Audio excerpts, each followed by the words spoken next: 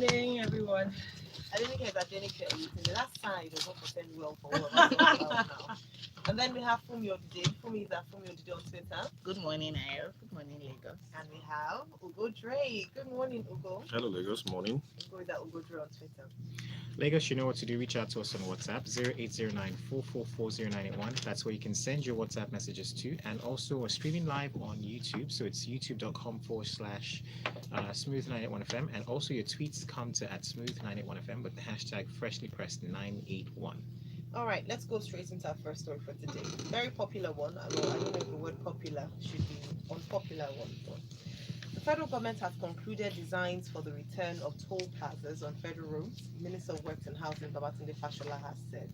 So, Premium Times has the headline: Toll gates to return to Nigerian roads soon. Adenike, please tell us what this plan by the federal government is and how it would impact on the lives of Nigerians.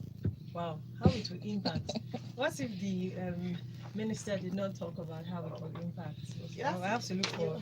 He did talk about it, so possibly he missed out the positives. So I'm possibly, you expect me to look at the negatives. Well, it means that Nigerians will have to pay a little more. It means that transportation fare will go up. It means that the cost of transporting foodstuff, which you already know is such a big issue now because of storage and all of it, would also increase invariably.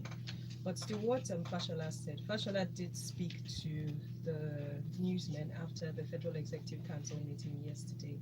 And he stated emphatically that though the toll plazas in the past were suspended, they were not abolished by law. So it meant that there was no reason, in his words, he says, there is no reason why we cannot toll. There is no reason. He said there was a policy of government to abolish tolls, to dismantle toll plazas, but there is no law to prohibit tolls in Nigeria. We expect to return toll plazas. We have concluded their designs of what they will look like, what material they will be built with, what new considerations must go into them. What we are looking at now and trying to conclude is how the back end runs. And that is important because we want to limit significantly, if not totally, eliminate cash at the plazas while ensuring that electronic devices that are being used do not impede rapid movement. So he also mentioned that we need to understand that the fact that there are roads doesn't mean that the roads in this instance will count. He talked about vehicular movements, the volumes in certain places. He talked about roads that have the highest volume of movements, Lagos, what they call that, Lagos Ibadan, Abuja Kano, and Abuja Lokoja, as the case may be. Now, he said that the government, it might seem like this is an accidental thing. And why I say this is very interesting to me because this year happens to be the 10th year that the suspension took place under the Obasanjo administration. And back then, I remember that the government had mentioned clearly how much Nigeria was earning daily from tolling. Without a doubt, it is very obvious that these ministers have been told to do what? Get money anyway, anyhow. We know that the economy is not generating as much as she should, and we also know that Nigeria really doesn't have a lot of money. So people are asking questions. If we decide that it is time for us to return the toll plazas, it means that how are we sure that this time, whatever it is that is done, would be to improve the quality of lives Or the roads. or the roads themselves. There's a joke about you ask me for roadworthiness proof, payment my roadworthiness. How worthy are your roads to even have my cars? So how is this going to improve the quality of the roads that we have? If the federal government is saying that they want us to do the tolling, it means they have to tell us, show us explicitly where and how the monies that will be generated from these toll plazas will go to. We've seen tolling in Lagos, the Lekki and the Ikoyi suspension bridge. It somewhat worked well. Well, it's still very debatable because right now we have seen that it was a good plan. Private sector came on board, but somehow along the line we just modeled it up. So if we're looking at that or those as the benchmark as to why we should probably involve the private sector to come if the government cannot fund infrastructure in terms of road, then those two instances are not perfect examples. All right, thank you. Olga says on WhatsApp, when OBJ demolished toll plazas, a 1 naira petrol tax was introduced on every litre of petrol pumped. Now PNB wants to reintroduce the tolls. What happens to the petrol tax? And then Vincent, I beg your pardon, from Adiba says the introduction of toll road will not work as long as it is in the public sector's hands. Let the private sector take over the fresh road toll. Chief Obasanjo should not have destroyed the toll gates. Now we have to start building new gates. Waste of public funds. All right, thank you so much for your comments. I'll come to you, Funmi, for this. Minimum wage. Nigeria, workers threatened strike from 16th of October. So this is a bit of a back and forth. We've had last year, before the elections, the workers in Nigeria were excited because minimum wage was said to have gone up 18,000 naira to 30,000 naira. However, reaching a deal has now become such a challenge and it hasn't been fully implemented. Can you please take us through this new update from this new horizon? Okay, so yes, President Buhari increased minimum wage, but there's another aspect of it, which is what the agitation is about. That is the relativity and consequential adjustment of salaries for public service workers, and that is the issue. So there's been back and forth on the percentage of increase that public officers from grade level 7 to 14 should have, and those for officers at levels 15 to 17. So it's just, minimum wage was increased, so there has to be an increase across the tiers and across the grades. So there's been negotiations and back and forth about what percentage should be given to those to those grades and those levels.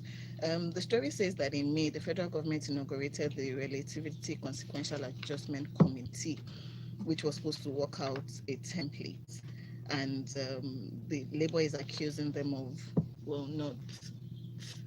not being forthcoming with the template, and not showing sincerity of purpose with reaching an agreement with them.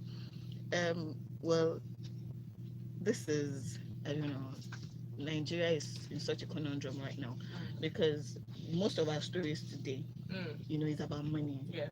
Either one way we have to spend or one way we are trying to generate. And the problem we've had, even after the minimum wage was increased, is the fact that a lot of states can't afford it.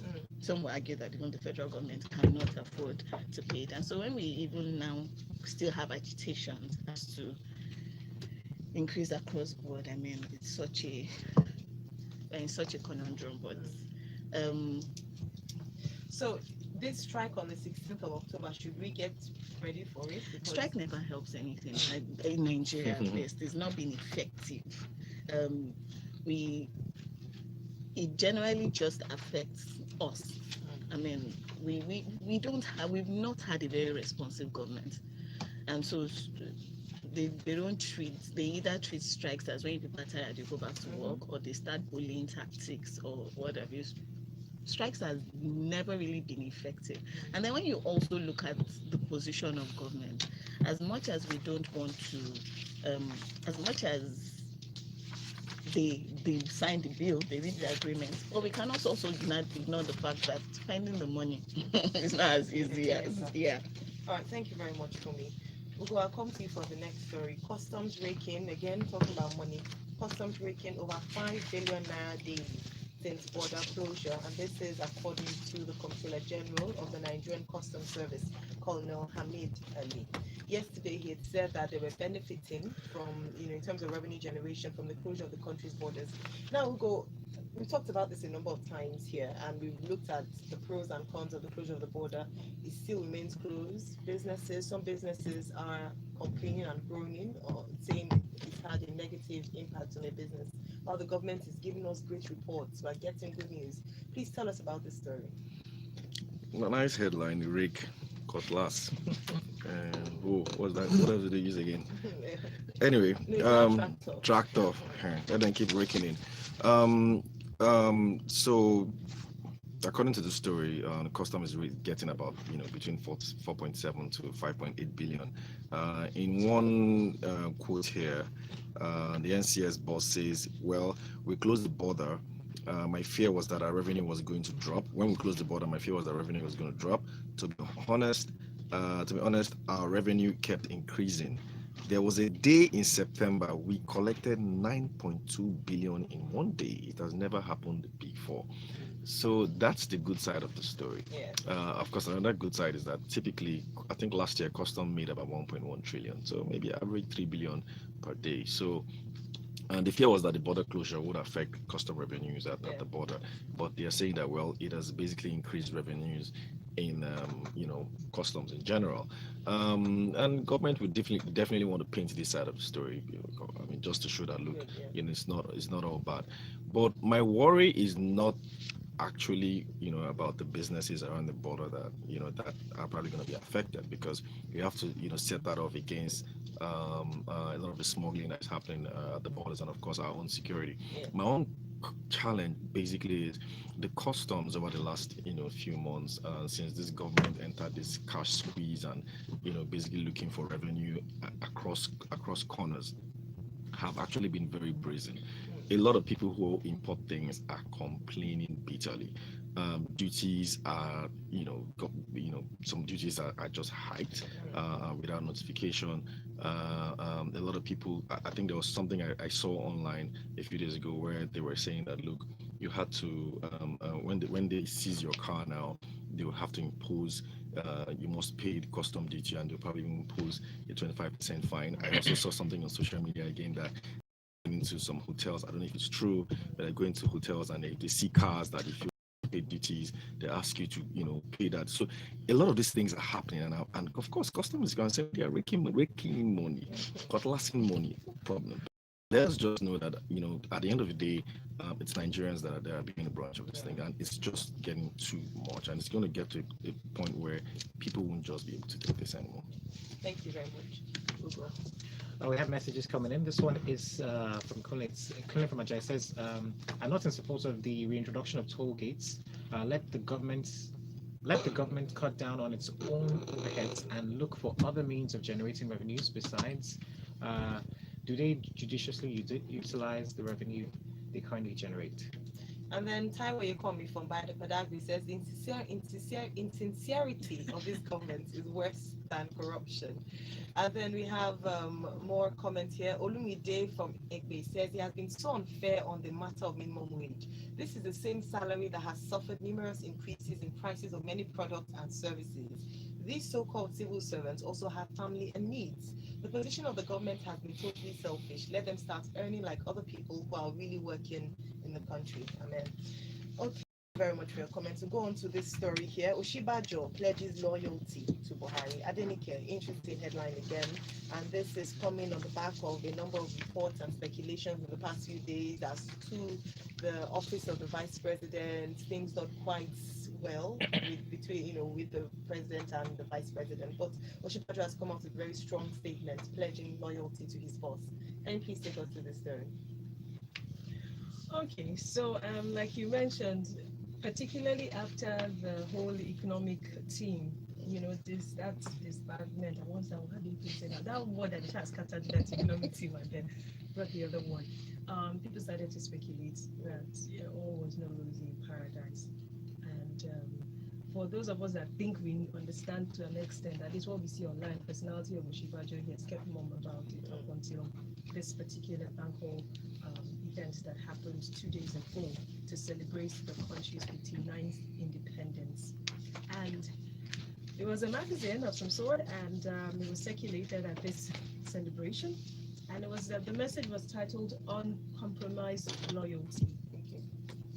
I'm going to read. I'm going to quote him verbatim. It said the message said the Vice President Yemi Osinbajo commemorates with Nigerians on the 59th anniversary celebration while pledging his loyalty to President Muhammadu Buhari. This day means everything to us as a people because it's our day of freedom. Let me first congratulate my boss, President Muhammadu Buhari, His Excellency, and our national leader, the First Lady and the Mother of the Nation. Also, I celebrate every Nigerian out there on the streets trying to make ends meet, not forgetting those who stand out in different areas of human endeavors, home and abroad. Fellow Nigerians, be rest assured that President Muhammadu Buhari is totally committed to his promises and the next level agenda. He's the best boss, and I find it thrilling to serve Nigeria under him. It is only responsible of me to give my unwavering loyalty to the President and Nigeria, as I promise promised to stand by him while contributing a quota at all times to the growth of the country. And that paragraph contains the unwavering loyalty that everybody has been talking about. You see, this story is just very interesting because just last week we had another man of God claim that this time again he had been told that he was the person to take over, and and you wonder, can we just all calm down and let's see what happens?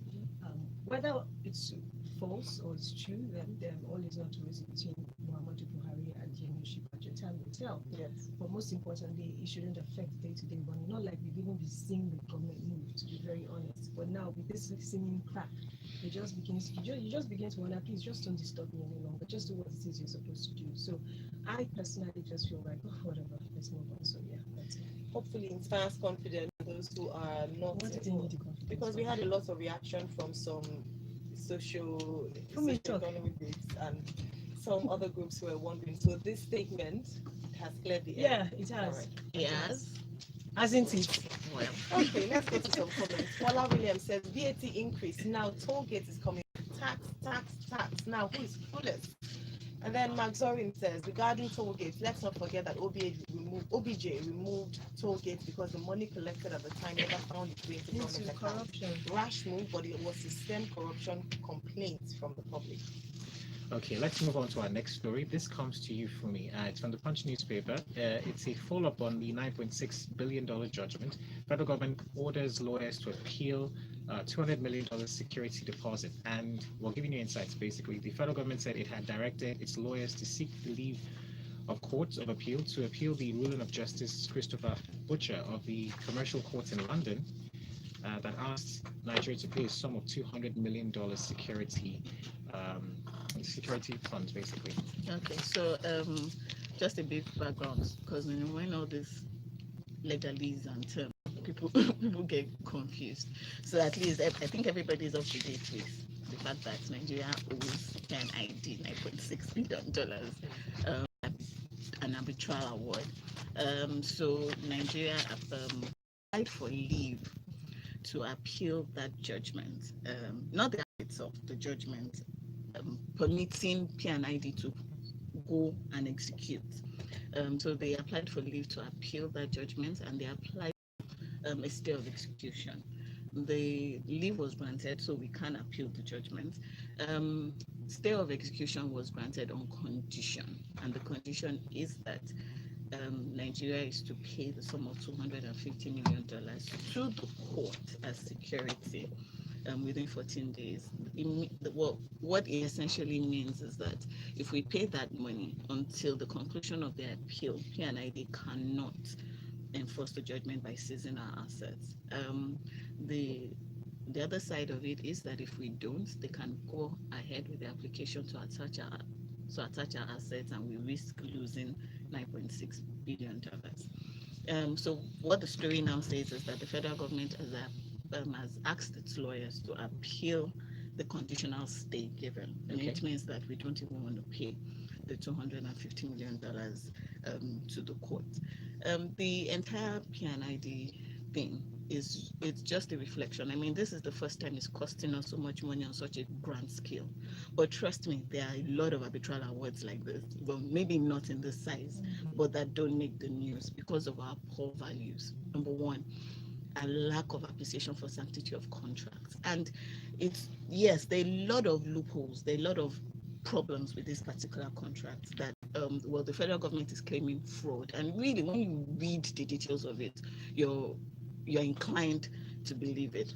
But at the same time, we need to go back and decide how a sitting minister can bind Nigeria, can bind the entire country in a contract like this without without the Office of the Attorney General, without, according to the federal government, the BPE. Yeah. The entire process was just, and we were able to bind Nigeria in such a contract. That is the root problem. Another root problem is why we are reactionary to things. So all of this is damage control.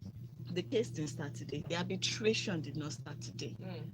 And yes, the contract might have been entered during another administration, but this case the arbitration itself was going on since this new administration their last administration came into office. So we are reactionary nature to things, our lack of appreciation for contracts, our lack of due process. Everything is just showing up and showing face here. But where do And you see this this is the headed, though? first time that is costing us in big terms. Technically speaking, it's so the thing is, like I said, the appeal is against the judgment to enforce their word. So arbitration in itself is not like a regular court judgment. You don't go back to court to try. No, you can, but on certain grounds, not on the merits of it.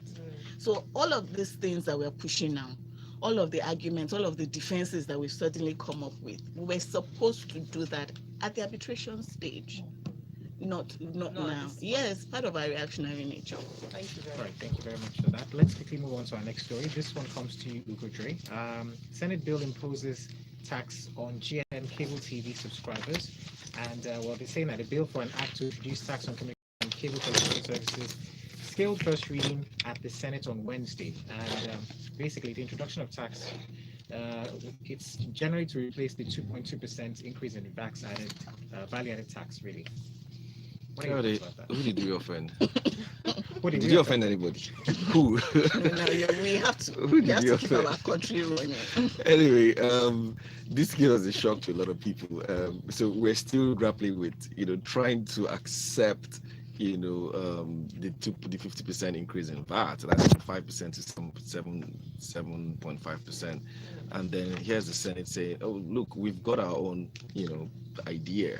And the big idea is let us tax. There's some sort of communication tax here, without, of course, telling us clearly how much they think they will raise from this, what it will be used for. Because typically they tell you, look, we're going to raise this tax, this is what it's going to be used for. And of course, without even saying, on our own side, since we're now at the stage where we are trying to tighten our belt or stomach or whatever, let us start by cutting from the top. Of course, they're not going to do that because after all, ministers are driving Prado jeeps, so why should they not drive their own Prado jeep? The way some of these things are done in other countries is, look, when a country is going through a situation like this, right? Even if you want to increase taxes, you can often do it, for a period. You can say, okay, we're going to impose this tax for say 5 years, after which it will on its own just dissipate, right? Because you're going through a period. But here, when they bring in this kind of taxes, it remains there forever and ever. It's just there till maybe they replace it with another tax. Interesting to note that, I was reading just on WhatsApp group chat that I belong to that Ghana actually also has something similar. In fact, it's a BBC headline. They're saying that Ghanaians are going to pay 9% more in communication tax, 5%, 5.9 electricity, and then water tariffs. They're planning to introduce that as well. So maybe you have a fair idea of where all these things are coming from, where they are learning it from. We're into very, very, very hard time. They're saying that it's a way of, let me see, the quote here says it's a way of better distributing wealth. And that's So I'm thinking they've already increased the VAT, and no, they are saying drop the VAT and redistribute this wealth by increasing communication tax. So I really don't know what you're redistribute. And this thing has potential impact. So think about it: SMSs that you send, your data cost, which everybody uses, even including the poor, right? And then your alerts, your USSDs, bank charges. So everything has potential ramifications. So I really don't know what they're basically trying to distribute. Because what this looks like is you just mop up money from everyone, and then of course spend a huge chunk of it at that very top. Maybe they'll start driving. They'll start using their own private jets. Never know. All right. We have a comment here from Christian in Apapa who says people are in good toll times and taxes increased. Now toll gates all to make money from the elite. What plan do we have, or do they have to improve the lives of the masses? Who did you offend? okay, so this next story comes to you, Adenike. It's 27 billion naira. Senate President, Speaker, others House remain uncompleted. And I mean, the story goes on and on, but because of our time, let's take you through it real quick. See the enemies, I can't even find them. No, I must find my own because it's not. Okay, so an insight into the story says. Sorry. There you go. So the story is that key principal members, that's the word they like to use, of the National Assembly are still living in private residences, and that is against what they are entitled to, which is living in official quarters. And they say that the delay is because the FCTA, Federal Capital Territory Authority, cannot pay the contractors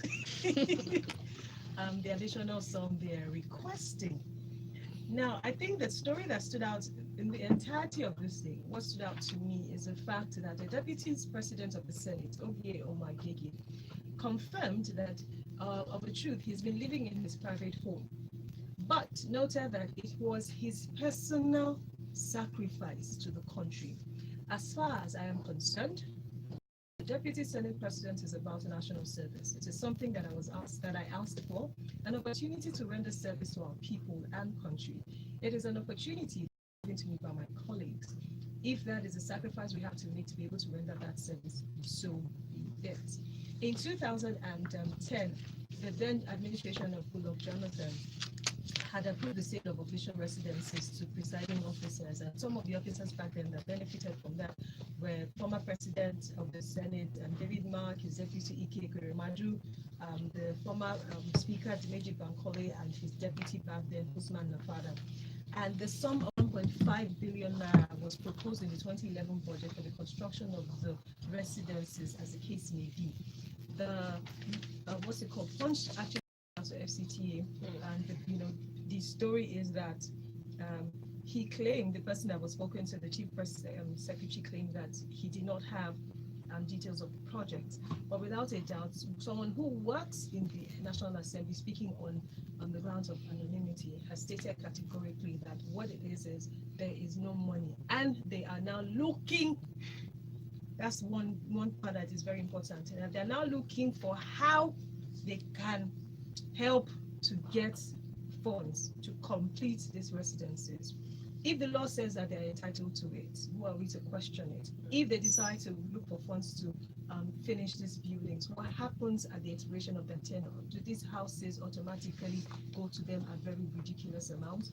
It goes back to what we claim the law states, because if they're claiming that the law encourages them to be entitled to these residences, hello, You can't do anything about it.